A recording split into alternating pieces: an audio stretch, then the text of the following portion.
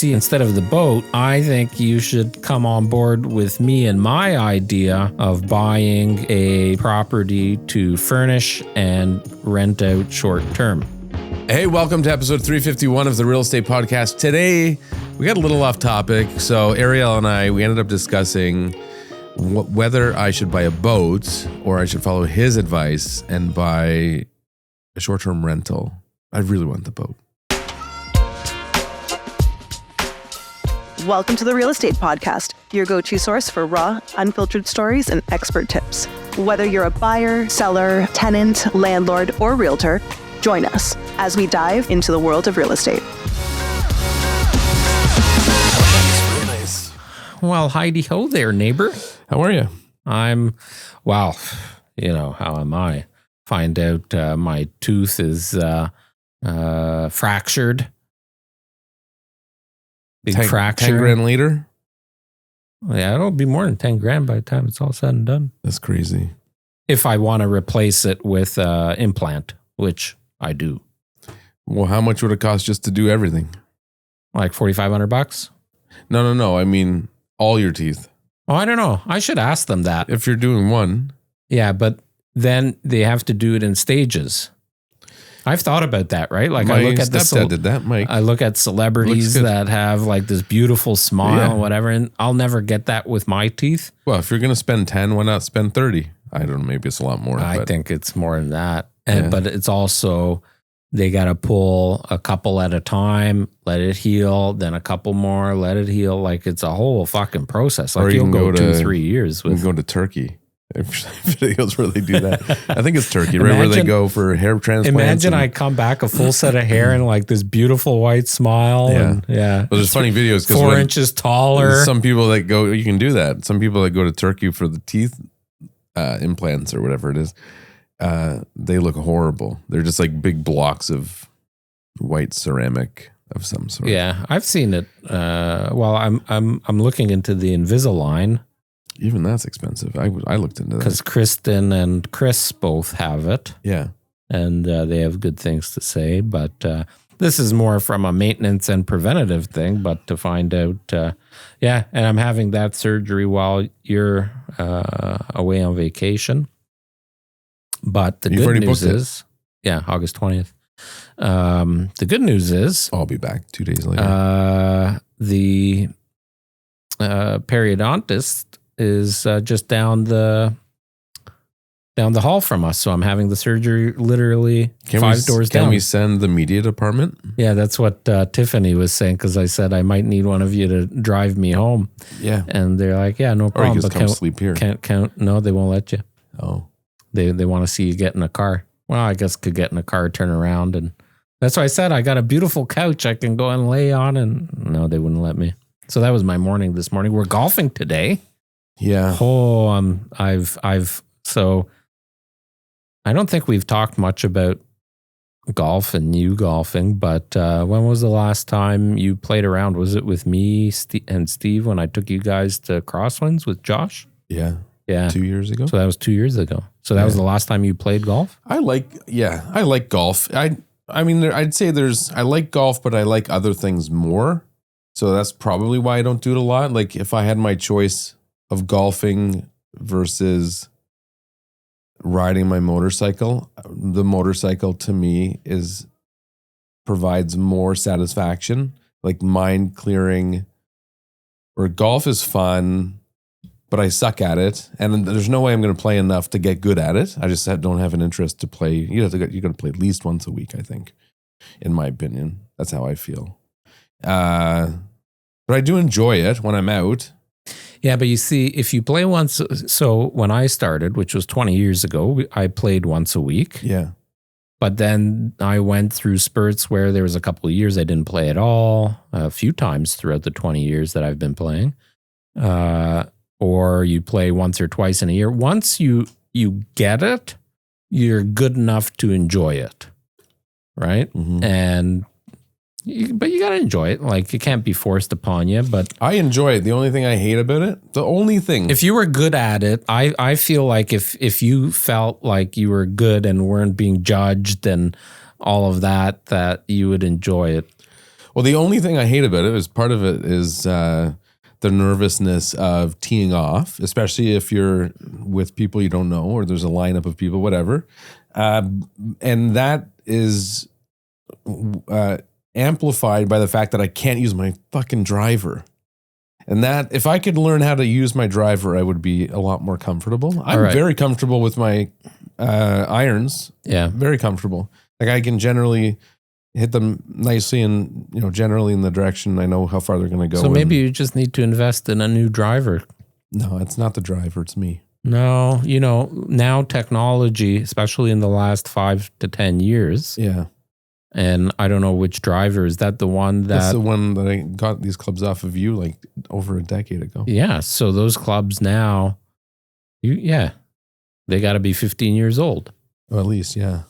So technology has, and it wasn't the top of the line at that time. Mm-hmm. Technology has changed immensely. So they're much more forgiving, and you can hit a ball much straighter. You know what I have found, and we'll get on to our topic today, but I know we have a lot of golfers that follow us, so I guess it's a kind of good chat. But the ball, I've actually been talking to ChatGPT about my golf game. Mm-hmm. And when I took Chris out last week, I had him take a photo of my backswing, and then I set up my camera on video and took some photos and whatever, and I've been feeding it to ChatGPT, and it's actually been providing a lot of good feedback. And it suggested based on my club speed, the virtual golf we went to? Yeah. And it monitors your club speed and your ball spin and all that. So you can feed that information into ChatGPT and it'll recommend the best balls for you. Oh, interesting. So I've been practicing with different balls. So today I'm going to try out a new ball. You should try my driver today. I may. See when there's a hole where there's nobody looking, okay? Yeah. Anything else new and exciting going on? No, I'm really, I don't know if I'm going to pull the trigger, but I want to get a boat. So I've been looking at that for a long time, and I'm talking to this guy at Pride Marina he's at the one in Bracebridge, I think. Yep, right off the 400 there. Yeah, and I don't know, it's a big expense, and it's, you're burning your money. I mean, I can sell it, I guess, and used boats don't depreciate too quick. So there's a specific boat you're eyeing right now? Well, there was one at their marina that I liked, and then they got another one in that day that's not listed. He sent that to me, and it's really nice too. So what is it? Well, that one's Nautique, 2016, 21 foot. It's a 210, they call it. A Nautique is a very specific boat. Like that's a true ski boat. I'm looking at all just wake boats. That's it. It's not a family boat though. I don't want a family boat. I want a water sport boats. Like when I grew up, that's even more niche. No, you get much less use out of a boat like that. No, unless you're like, no. How many times have you owned a boat in your life? I'm talking to all these boat people. Like I know tons of people with these boats, and they use them all the time. And it's like you can do more water sports with them. And nowadays, wake surfing is really easy to learn, and people of all ages can do it. So I can get the kids learning it really easily, and they're close to the boat, so you can talk to them while they're doing it. And you're doing it at low speed, so if you bail, it's not anywhere near as bad as if you're, whatever, slalom skiing or wakeboarding, whatever. But you really need a wake boat to have a decent enough wake to do that, especially if you're a bigger person. Anyways, it's a big expense. But where would you keep the boat?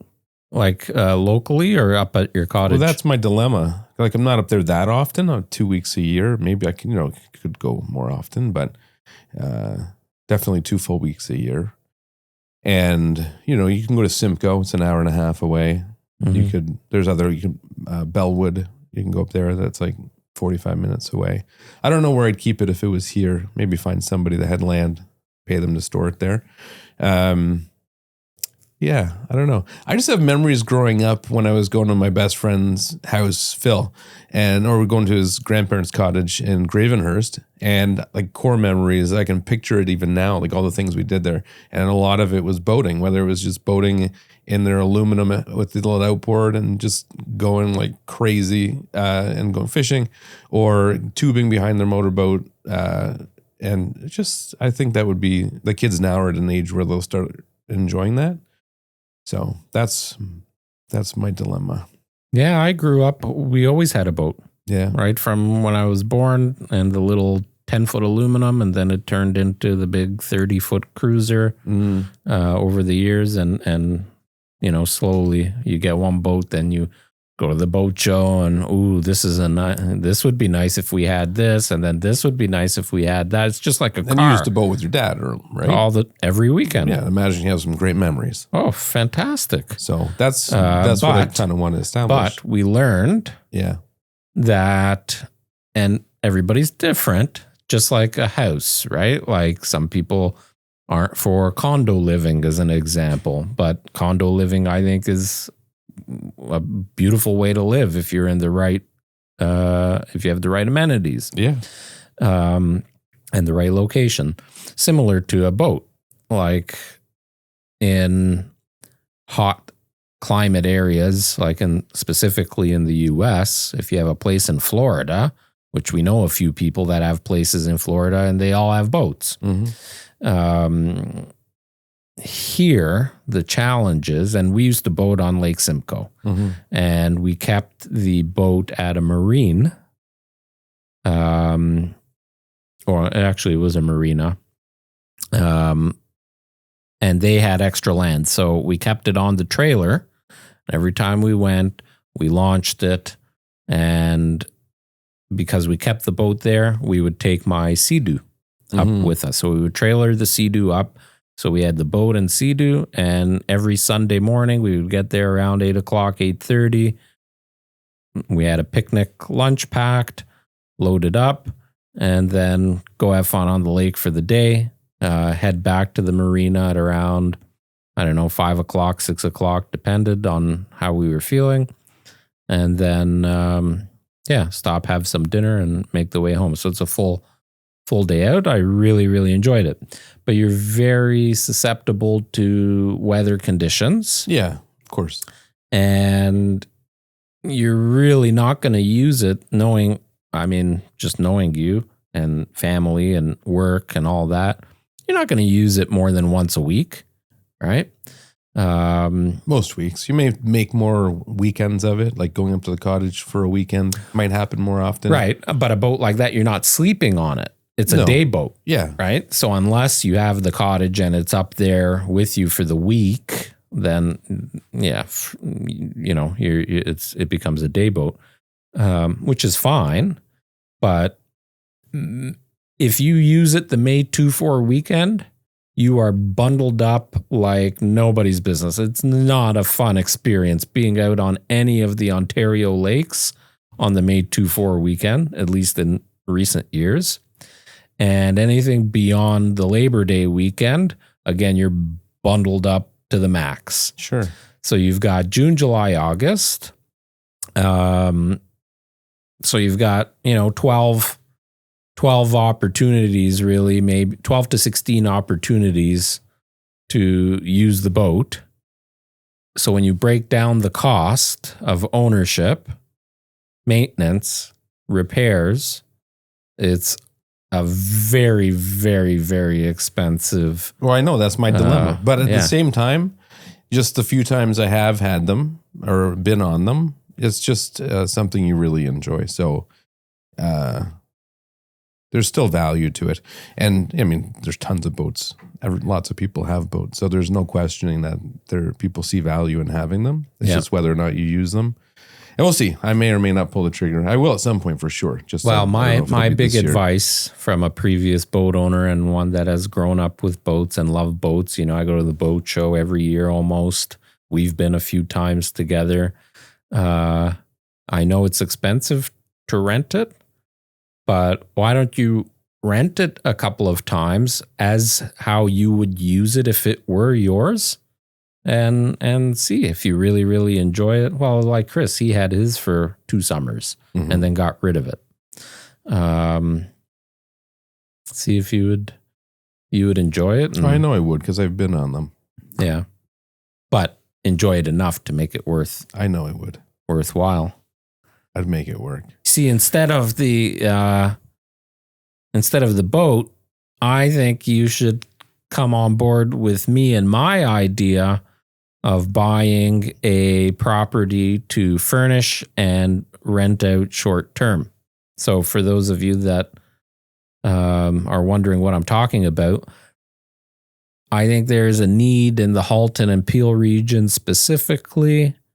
I would want to keep it in Milton close to home, where we purchase, I don't know, probably a place that needs a bit of renovation and anytime there's upside on a property, that's always better. Yeah, for sure. Put a little bit of money into it, make it look nice, but then fully furnish it and have it available as a short-term rental to accommodate gaps in closing dates for people that are selling their home and want the security of selling their home first or whatever, or maybe they purchased a brand new build and there's a gap between closings, or their closing gets delayed or whatever. There is a huge need for shorter term rentals.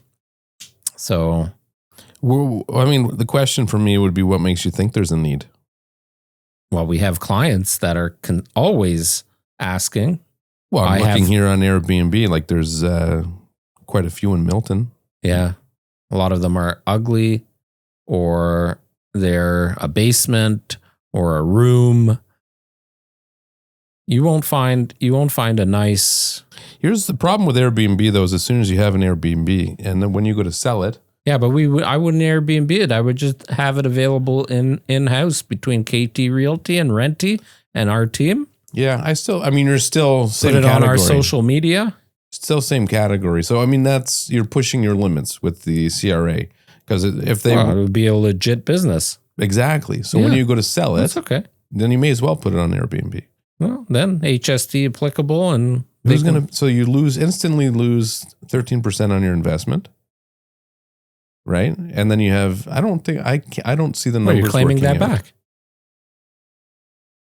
You're collecting HST. The buyers aren't going to pay that. What do you mean?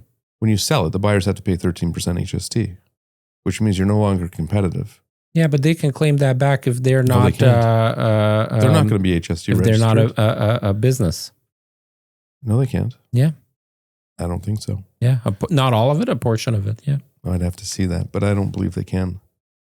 Got to get an accountant to chime in on it. If they don't have an HST number, I don't see how they could claim it back. Well, then sell it to somebody that does. Okay, so now you're limiting your audience. You can, I guarantee you, a 3-bedroom, I would look for a 4. A 4-bed, let's just hypothetical, okay? And then we'll get into our topic. We're getting off topic. Or we can just move that to next week. Yeah, sure. This is actually a good conversation. I wonder how many people would consider Airbnb, or maybe some of the people that already have an Airbnb locally. A 4-bedroom, maybe, well, let's say a house like I just sold on Hepburn. So it's about 2,000 square feet. It was nice. No carpet anywhere. We should have bought that for that idea. Listed it for $1,129,000. It was a bit aggressive on the price because it needed, well, it didn't need it, but the roof, windows, doors, AC, furnace, all original. Mm-hmm. So, they're coming to the end of the life expectancy, and we wanted a quick and relatively not complicated transaction.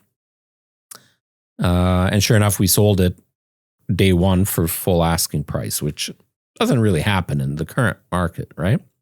But if you take a home like that, 4-bedroom, finished basement, really nice, corner lot, and you furnish it,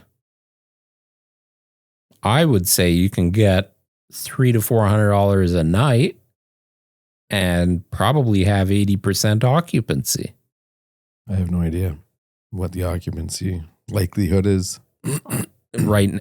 Think about all the new homes that are closing in Milton, just in Milton, over the next 10 years. That is a lot of moving. And, much to like my sellers on Hepburn who purchased a new build, they aren't closing on that new build for a while, but they wanted to guarantee the sale. They didn't know how long it's going to take to sell. They were uncertain about valuation, if the valuation would go down. Like they felt like they were gambling. I think a lot more people are going to be in that. We're seeing it. We're seeing it right now, right? Like people want more stability and certainty versus gambling. And if you do that as a seller, you still need a place to live if your closing dates don't line up. And there just isn't enough supply that, especially supply that looks good and is priced right.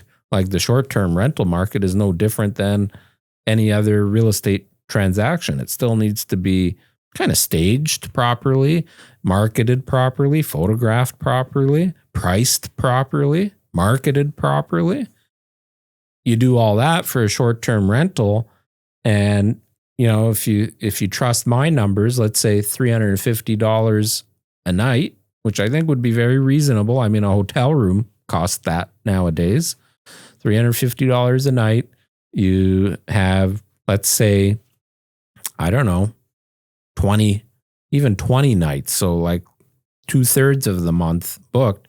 You've got $7,000 plus in rental income. That more than covers your costs of everything. Not by much. On $1 million home. Yeah. With property taxes, maintenance. Well, that's the challenge on right a now. long-term lease, something like that would only rent out for, I don't know, $3,800 a month. Something around there. So you can double your rental income by going into the short-term option.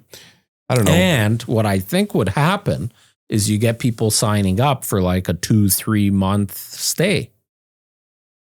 Most of them would be. We just put one of the families that I helped sell their home in Brampton. We just hooked them up. We did a little side deal with one of our landlords. So what was it, a 5-month arrangement? 5 or 6 months. It wasn't even 6 months, I don't think. I don't know. It was whatever it was. It was not long. 5 or 6 months. Yeah. And I mean, that's the type of tenant that you wouldn't find in the normal tenant application process, right? They're an ideal tenant, sure. They're an ideal tenant, and they've never rented in their life, right? And this is just a circumstance where they need accommodation. And if they had the ability to rent something furnished, I talked to them, they would definitely have paid a lot more because they don't have to move twice. They can feel comfortable, Yeah. That's why, what is it called? Holiday Inn. They have their extended stay suites. I'm not familiar with them. Oh, really? I've had a few clients use them. The closest one is in Oakville. And it's basically like a condo, but specifically for extended stays. Right. And fully furnished. But not in a hotel? So as far as I understand, some of them have both. Imagine this is like the motel. Yeah. And then there's still a hotel on the property. Okay. Right? They do that a lot in Vegas, actually, now, where they have multi-use accommodation. They probably have ones by the hour there, too. I think for real estate investments, for me, it still makes the most sense to do what we had done, where you just sit on something for a couple of years and you're buying something that needs some general TLC. I think that's cosmetic. It's a great time to do that now. Is the sit and hold method, right? Like you can buy, and depends on budget. you're well under $1 million for a lot of real estate purchases right now. And it hasn't been that way for a few years. Yeah, it's interesting. There's no way to know what the future holds. I mean, that's why I think the game plan should always be to go into it assuming long term. Yeah. Because, I mean, I remember when the market started to come down, I don't know when it was, in 2022. Yeah. And Barbara Corcoran was saying, oh, yeah, this is the time to buy. Market's coming down. And, prices have come down a lot since then. So like even people who are looked at as, the go-to industry experts, they don't know. Sure. They don't know. There's so many influencing factors. Well, it's just like what we talk about in this podcast. It's all opinion. Everything's opinion based. Yeah. Same thing with stocks, right? Or like, I'm anti big bank at the moment. I think, and I said this in one of the most recent podcasts, I think that was with Sherry, where we talked about our top real estate and top stock investment opinions at the moment. And the advisors that they have, financial advisors and wealth advisors and all these people that take that management fee, 2.5%, you see all these commercials. Oh, your money could have been $300,000 more when you retire if you didn't have this fee or whatever. So those are the experts investing your money. What they have got some magic fortune telling. Well, there's no doubt that some people know what to invest in better than others. Of course. When a good time would be to reconsider moving it, or how much to allocate to one fund. Exactly. As a So no proportion different to than your a whole good portfolio. realtor. Right. A good realtor can help advise you that way, Yes. but it doesn't mean They don't know what's coming. they don't know what's coming. No. They don't know that Trump's an idiot and is going to, they might know Trump's an idiot, but didn't know all the tariff discussions and all Is of Trump an idiot? I don't think Trump's an idiot. Yeah, well, he does idiotic things. He's not an idiot. No, I think he's very smart with He is his a very tactics, smart man. his Yeah. sales tactics. No, and that's why you have to go into any investment, not knowing that it's not guaranteed, and you should only risk what you're comfortable with. And I know several people who invested in real estate and made tons of money over the last decade, and then their most recent purchases, they got shafted, lost hundreds of thousands of dollars, and now they're scared to invest in real estate again. But many of them were just stupid with their decisions, bought too big or bought the wrong property or renovated it incorrectly. We talked about that the other day. Just didn't know where to put their money into their property. Yeah. Or just chose the wrong property to put money into. So there are ways to minimize your risks by buying smart, both the type of house, where it is, what needs to be done, that type of stuff. If you were a betting man, which you're not, No. in your older years now, it's funny because I've known you now for over 20 years. And 20 years ago, when you were in your early to mid 20s, you weren't as frugal. You were a little more risky. Now you're very risk adverse. Maybe it's family life and all of the obligations of the businesses. Hey, I have some crypto. Yeah, I got some crypto. Whereas I am, I'm like the fuck it, let's do it kind of person. And if I get a gut feeling that this is a good idea, I don't overthink it. I don't over research. And you're the opposite. You overthink it. You over research, just like what you're going through with your boat right now, which makes us a good team. Yeah. But hard to invest with you. Yeah. Well, I mean, if I had a good gut feeling about an investment, and the boat's not an investment, that's why I'm not jumping on the decision. But if I had a good gut feeling, then I would probably act quickly. You know what you like want? the townhouse we bought. You want a good investment for the boat? I'll help you with it. We take your Tundra. You got to get your Nexus. We'll cross the border with your Tundra. Prices are the same. No, man, listen to me. Okay. we drive down to Florida. Yeah. And there's 2 repo auctions that I know of where they repossess it and they auction it off. Okay.